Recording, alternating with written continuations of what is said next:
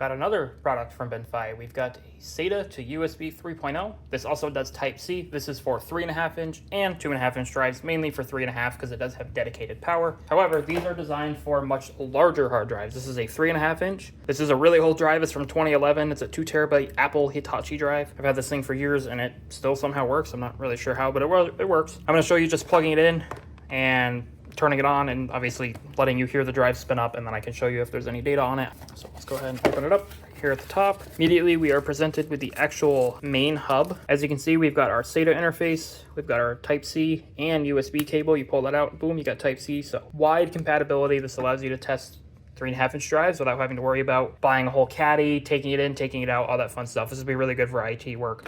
But if we go ahead and go in here, we've got our barrel connector power adapter.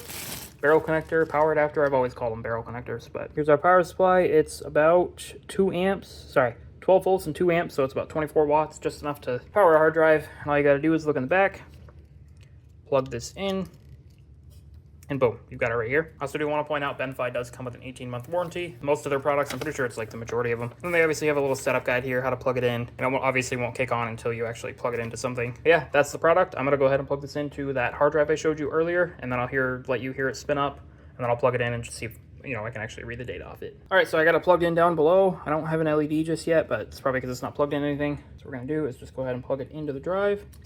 I don't hear it spinning up. Is there a power switch on here? Okay, so there's no power switch on it. I'm assuming you just have to plug it into a computer for it to like kind of kick on. I was exactly correct. There's a little blue LED on it. Spinning up, you can see the little blue LED. And then I can see if we'll actually be able to see any data on it. It's there, but it's mad. I think the reason is because I was using this in a RAID array on a completely different drive, and there's multiple different formats for it and partitions because it's just mad. Yeah, it's just mad.